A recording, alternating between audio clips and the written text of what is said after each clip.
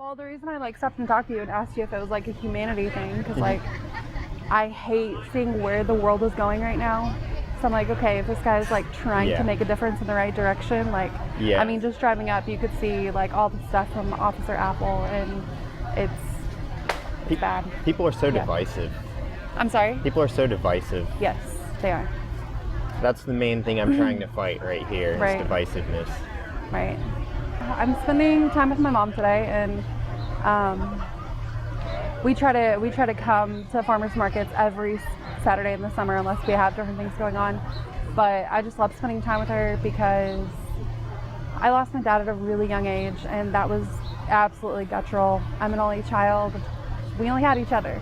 Yeah. So I learned at a very young age that spending time with your parents is absolutely irreplaceable. You can't ever go back. You can only go forward. Yeah. So make the most of what you have while you have it. Absolutely. Absolutely. And it's kind of translated throughout other relationships in my life too. Like my, for example, my husband, who really hasn't experienced a lot of personal loss in his life. I'm like, hey, you need to give your grandma a call. Like, you never know. So I've been able to like pass it on to my friends who like, you know, get in fights with their parents as adults, and then they just decide not to talk to them. Like, no, you don't know what you're doing here. You don't know what you could be missing. Yeah. And you're going to think back to the time that you were mad at them for 6 months and you didn't talk to them, and wonder what you could have done in that 6 months, like what they could have shared with you, because parents have a lot of wisdom. Yeah. So, yeah. Everybody has a lot of wisdom. Yeah, they do. They do. So, what was it like growing up without your dad? Oh, what was it like growing up without a dad? Oh, okay. It sucked. It sucked the bag of and you're probably gonna have to edit that out, but that's very truthful. I had to grow up pretty fast. He passed away pretty suddenly, so we weren't expecting it. So we went from like a 1-income house to like a 2-income house to a 1 overnight. So it was hard on my mom. Yeah. I watched her do the whole single mom thing and watched her struggle. And not only did I watch her struggle, but I watched people take advantage of her, because she is the kindest person I know. And she will give you the shit off her back, and people constantly took advantage of her. So that's kind of where I picked up my bulldog mentality, where I don't put up with bullshit. I don't put up with people trying to take advantage of other people. Like, I will be that person to step in and be like, no, this isn't right. That's good. And even so, like, she was in a car accident last year, and she called me. I was actually on the phone with her whenever it happened. It wasn't her fault, but she got hit while she was stopped, and the officer that came up on the scene was being really rude to her, and basically he didn't want to be there. It wasn't his job to be there. He had other things to do, and he was being rude to her, and that was upsetting her. So I came in and I was like, no, we're not going to do this here, like blah blah blah. And him and I actually got into a fight to where I had to just go in my car, and he went in his squad car, and then he ended up coming back and apologizing and saying, hey, like, you're really a bulldog when it comes to your mom. And I'm like, yeah, because who else is going to be that person in her life? Like, she's so, like, I can be meek and I can be tenderhearted, but whenever it comes down to it, you don't mess with people who don't have the ability to stand up for themselves. That's not a rare quality. That is a rare quality to have. It is, yeah.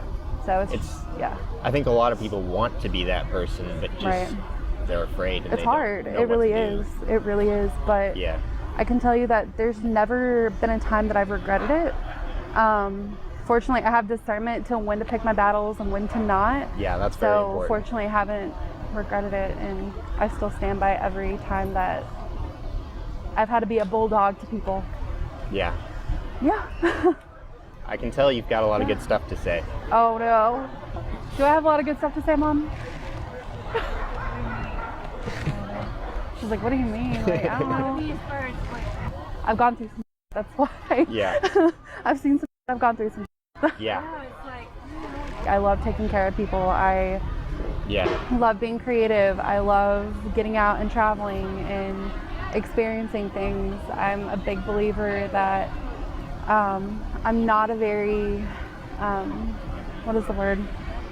I'm not a very materialistic person, because I would rather collect memories than items. Yeah. Because like whenever you're 50, you have a bunch of stuff that's like deteriorating, but you have like all these memories of all these places that you've seen, the people that you've met, and that's cool. That's really awesome. Yeah. You have your mind with you for your entire life, no matter Definitely. how good it is. Unfortunately, it degrades Right. usually, but you always have your mind. You don't always have the stuff around you. Right? You don't. You absolutely do not.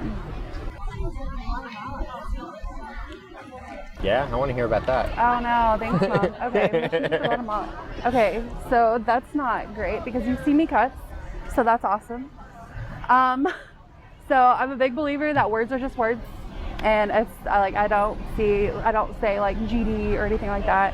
If you say that in my house, I love you, but you're gonna have to redirect yourself or get the heck out. So let's see, a couple summers ago I went to Guatemala. That was pretty fun. We did the mission that I was directly on, focused on a children's home, as well as giving support and doing service in villages nearby. And that was a super humbling experience because you go home and you take off your shoes and you feel carpet. They don't have carpet there. This is their floor. It's amazing. And you're like, it's crazy because I feel like a lot of people do this too. They go on mission trips with the ideology to go and help. You have to go and help. You are from a first world country. You have to go and help. You have to do the things. But you get there and they help you. Yeah. They make you more humble. They make you more grateful. They make you think a different way. They make you, you're just filled with gratitude. And they teach you so much. I feel like they poured more into me than I was able to pour into them. Yeah.